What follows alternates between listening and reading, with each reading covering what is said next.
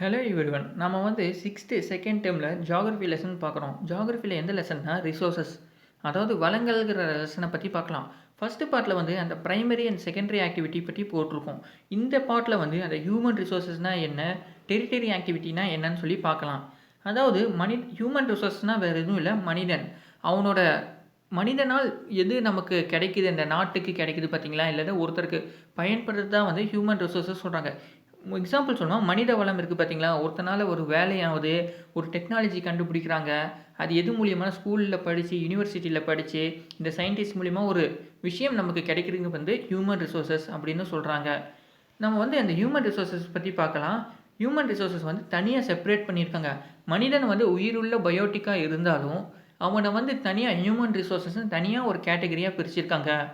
அதாவது வந்து இது எப்படி நமக்கு வேல்யூபிள் ரிசோர்ஸஸா மனிதன் மாறுறான்னா, எஜுகேஷன், ஹெல்த், நாலேட்ஜ், ஸ்கில் இது எல்லாமே வந்து அவன ஒரு வேல்யூபிள் ரிசோர்ஸஸா மாத்துறது. நெக்ஸ்ட் வந்து எப்படின்னா, எஜுகேஷன், ஹெல்த் அந்த நாலேட்ஜ் மூலியமா வந்து ஒருத்தன் டாக்டராவோ, டீச்சராவோ, சயின்டிஸ்ட்டாவோ ஆகுறான். அது மூலியமா வந்து மக்களுக்கு பிறருக்கு வந்து அவன் வந்து ஒரு வேல்யூபிள் திங்கா மாறுறதுனால அவன ரிசோர்ஸஸ் சொல்றாங்க. ஒருத்தன் வந்து இந்த டாக்டரா மாறுனா பிற மக்களுக்கு யூஸ் ஆகுது பார்த்தீங்களா? நம்ம ஃபர்ஸ்ட் பார்ட்லயே என்ன பார்த்தோம்? ஒரு பொருளானது ஒரு கருவியால நமக்கு யூஸ் ஆச்சுன்னா, அத வந்து ரிசோர்ஸஸ்ன்னு சொல்லுவாங்க. இதுதான் வந்து இதில நடக்குது. அதாவது டாக்டர்ங்கிறது, டீச்சர்ங்கிறது ஒருத்தர் அவரோட டைம், நாலேட்ஜ் எல்லாத்தையும் யூஸ் பண்ணி பிறருக்கு எஜுகேட் பண்றாரு. பிறருக்கு பிறருக்கு வந்து பிரயோஜனமான ஒரு முறையில மாறுறாரு பார்த்தீங்களா? இத தான் வந்து ரிசோர்ஸ்ன்னு சொல்லுவாங்க. அதாவது ஹியூமன் ரிசோர்ஸஸ். நெக்ஸ்ட் வந்து டெரிட்டரி ஆக்டிவிட்டினா என்னன்னா, இந்த பிரைமரி அண்ட் செகண்டரி ரிசோர்ஸஸ் இருக்கு பார்த்தீங்களா? பிரைமரி ரிசோர்ஸஸ்ங்கிற எதுவும் இல்ல. இந்த காடுகள்ல ஹண்டிங், அந்த ஃபிஷிங்னா எல்லாமே வந்து பிரைமரி ரிசோர்ஸஸ். அதாவது உணவுக்கானது, மைனிங் இது எல்லாமே வந்து பிரைமரி ரிசோர்ஸஸ் சொல்லுவாங்க. செகண்டரிங்கிறது எதுவும் இல்ல. ஒரு டெக்னாலஜி நம்ம யூஸ் பண்ணி, அல்லது நம்ம கொஞ்சம் பிரைமரி ரிசோர்ஸஸ ப்ராசஸ் பண்றது. ரா மெட்டீரியல வந்து ப்ராசஸ் பண்றோம் பார்த்தீங்களா? அத ப்ராசஸ் பண்ணி இந்த ரோட் இது எல்லாமே பண்றது வந்து செகண்டரின்னு சொல்றாங்க. இந்த 2யுமே வந்து டிஸ்ட்ரிபியூட் பண்றாங்க பார்த்தீங்களா?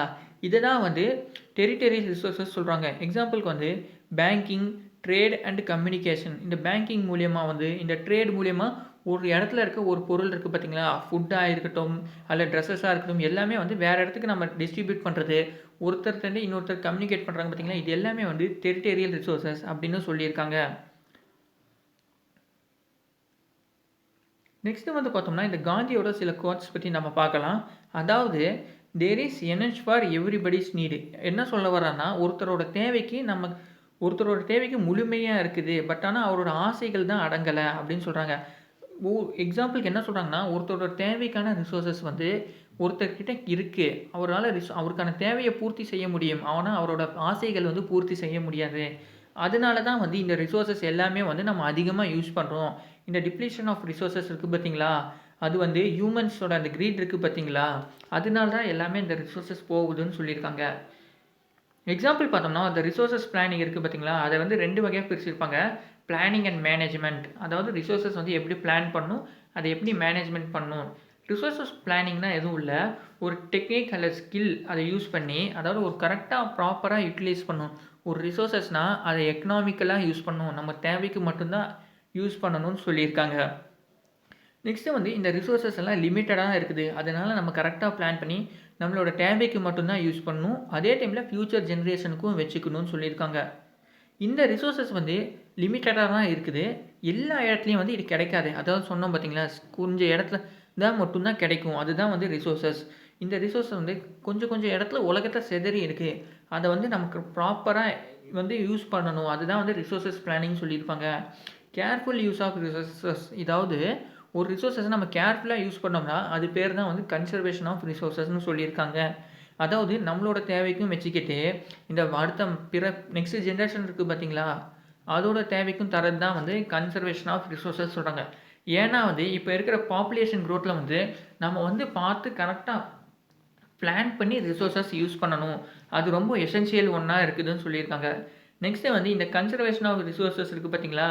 அந்த ஃபியூச்சர பேலன்ஸ் பண்ணி நம்ம யூஸ் பண்றது வந்து தான் சஸ்டைனபிள் டெவலப்மெண்ட் சொல்லியிருக்காங்க. இது மூலியமா வந்து இந்த சஸ்டைனபிள் டெவலப்மெண்ட் எப்படி நம்ம அச்சீவ் பண்ணலாம்னா, இந்த ரிசோர்ஸஸ் எதுனால ரொம்ப அதிகமா குறையுதுன்னு சொல்லி அத ஐடென்டிஃபை பண்ணணும். அந்த எக்ஸ்ட்ரா வேஸ்ட்டு அந்த கன்சப்ஷன் இருக்கு பார்த்தீங்களா? அதிகமா நம்ம அந்த ரிசோர்ஸஸ் எடுத்துக்கிறத வந்து குறைக்கணும். மோஸ்ட்லி வந்து நம்ம ஒரு பொருள யூஸ் பண்ணோம்னா, அத மறுபடியும் ரீயூஸ் பண்ணணும் அல்லது ரீசைக்கிள் பண்ணணும். ஒரு தடவ யூஸ் பண்ணத இன்னொரு டைம் அத யூஸ் பண்ற மாரி நம்ம பார்த்துக்கணும். அப்படி இல்லையா, அத ரீசைக்கிள் பண்ணி மறுபடியும் புதுசா யூஸ் பண்ணணும். பொல்யூஷன பிரிவென்ட் பண்ணணும். அதுக்கப்புறமா என்விரான்மென்ட் இருக்கு பார்த்தீங்களா, அத புரொடெக்ட் பண்ணணும். பொல்யூஷன் நம்ம கட்டுப்படுத்தினாலே வந்து நம்ம ரிசோர்ஸஸும் நம்ம யூஸ் பண்றத வந்து கம்மி பண்ணிக்கலாம். நெக்ஸ்ட் இந்த என்விரான்மென்ட் வந்து நம்ம புரொடெக்ட் பண்ணணும். நேச்சுரல் வெஜிடேஷன் அதாவது காடுகள் மற்றும் அந்த வன உயிர்கள் இருக்கு பார்த்தீங்களா, அத வந்து நம்ம அதிகமா வந்து பாதுகாக்கணும்னு சொல்லியிருக்காங்க. இந்த காடுகள அழிக்கக்கூடாது. இப்ப இருக்க பாப்புலேஷனால நம்ம காடுகள அழிக்கக்கூடாது. வனவிலங்குகள கொல்லக்கூடாது. அது வந்து நம்ம ரொம்ப பாதுகாத்து வச்சுக்கணும்னு சொல்றாங்க. இந்த மாரி நம்ம நான் ரினியூவபிள் ரிசோர்ஸஸ் இருக்கு பார்த்தீங்களா, இத வந்து நம்ம யூஸ் பண்றதை விட ரினியூவபிள் ரிசோர்ஸஸ்க்கு மாறணும்னு சொல்லியிருக்காங்க. அதாவது பெட்ரோலியம் யூஸ் பண்றதுக்கு பதிலா எலக்ட்ரிக் எனர்ஜிய யூஸ் பண்ணணும். அதாவது சோலார்ல கிடைக்கிற எலக்ட்ரிக் எனர்ஜிய நம்ம யூஸ் பண்ணலாம். விண்ட் எனர்ஜில கிடைக்கிற விண்ட் மூலியமா கிடைக்கிற எலக்ட்ரிக் எனர்ஜி இருக்கு பார்த்தீங்களா, அத யூஸ் பண்ணலாம். அந்த ஓஷன் இருக்கு பார்த்தீங்களா, அதுலேருந்து அந்த டைட் வேவ்ஸ் மூலியமா நம்ம எலக்ட்ரிசிட்டி ஜெனரேட் பண்ணி, நமக்கான நீட்ஸ வந்து ஃபுல்ஃபில் பண்ணிக்கணும். அத தான் வந்து இந்த கடைசி பாயிண்ட்ல தந்திருக்காங்க. ஆல்டர்னேட்டிவ் ரிசோர்ஸஸ் வந்து நம்ம யூஸ் பண்ணிக்கணும்னு சொல்லி. நெக்ஸ்ட் வந்து இந்த மெட்டீரியல் மேனேஜ்மென்ட்ல வந்து ஒரு 3R அப்படின்னு சொல்லுவாங்க. அதாவது நம்ம ரிசோர்ஸஸ வந்து யூஸ் பண்றத கம்மி பண்ணிக்கணும். அத வந்து மறுபடியும் ரீயூஸ் பண்ண ட்ரை பண்ணணும். அடுத்து வந்து அத ரீசைக்கிள் பண்ணணும். அதாவது 3Rங்கிறது எதுவும் இல்ல. ரெட்யூஸ், ரீயூஸ் அண்ட் ரீசைக்கிள் இது எல்லாத்துக்குமே பொருந்தும். அதாவது காத்து இருக்கு பார்த்தீங்களா, அத வந்து நம்ம பொல்யூட் பண்ணக்கூடாது. நெக்ஸ்ட் வந்து அந்த காற்ற ஃபில்டர் பண்ணணும். இந்த மாரி நிலம் இருக்கு பார்த்தீங்களா, அத வந்து இந்த மாரி ரெட்யூஸ், ரீயூஸ், ரீசைக்கிள் பண்ணணும். நெக்ஸ்ட் வந்து இதில ரொம்ப இம்பார்ட்டன்ட்டா சொல்லுவாங்க. எதுக்குன்னா, இந்த வாட்டர் இருக்கு பார்த்தீங்களா, வாட்டருக்கு தான் இந்த 3R பிரின்சிபிள் அதிகமா யூஸ் பண்ணுவாங்க. அதாவது நம்ம வாட்டர யூஸ் பண்றத வந்து குறைச்சுக்கணும். நம்ம யூஸ் பண்ண வாட்டர வந்து மறுபடியும் ரீயூஸ் பண்ணணும். நெக்ஸ்ட் வந்து அந்த வாட்டர் நம்ம ரீயூஸ் பண்ற அளவுக்கு நிலைமை இல்லன்னா, அத ரீசைக்கிள் பண்ணிக்கணும்னு சொல்லியிருக்காங்க. அவ்வளோதான் இதோட இந்த லெசன். இதோட ரீகேப் பார்த்துக்கலாம். எக்ஸாம்பிள் ஃபுல்லா என்ன ஃபர்ஸ்ட் பாயிண்ட் என்ன சொல்லியிருக்காங்கன்னா, மனிதனோட தேவைய எது நம்ம பூர்த்தி செய்யுதோ அதுக்கு பேர் ரிசோர்ஸஸ் சொல்லியிருக்காங்க. இது வந்து டைரக்ட்டா நேச்சர்லேருந்து கிடைச்சா நேச்சுரல் ரிசோர்ஸஸ். இது வந்து ஒரு ப்ராசஸ் பண்ணி நம்ம யூஸ் பண்ணோம்னா, செகண்டரி ரிசோர்ஸஸ் சொல்லுவாங்க பார்த்தீங்களா? அது இந்த டிஸ்ட்ரிபியூட் பண்றாங்கன்னா, ஒரு ரிசோர்ஸஸ் அல்லது ரா மெட்டீரியல் வந்து டிஸ்ட்ரிபியூட் பண்ணாங்கன்னா, அது வந்து டெரிட்டோரியல் ரிசோர்ஸஸ் சொல்லுவாங்க. நேச்சுரல் ரிசோர்ஸஸ்ங்கிறது எதுவும் இல்ல. நேச்சர்லேருந்து நம்ம டைரக்ட்டா எடுத்துக்கிறது. எல்லா லிவிங் திங்கும் பயோட்டிக் ரிசோர்ஸஸ் தான். எல்லா நான் லிவிங் ரிசோர்ஸஸ் வந்து ஏபயோட்டிக் ரிசோர்ஸஸ் சொல்லுவாங்க. ஆனா, இந்த லிவிங் திங் இருக்கு பார்த்தீங்களா, இத வந்து மனிதன மட்டும் தனியா, ஹியூமன் ரிசோர்ஸஸ்ன்னு தனியா வச்சிருக்காங்க.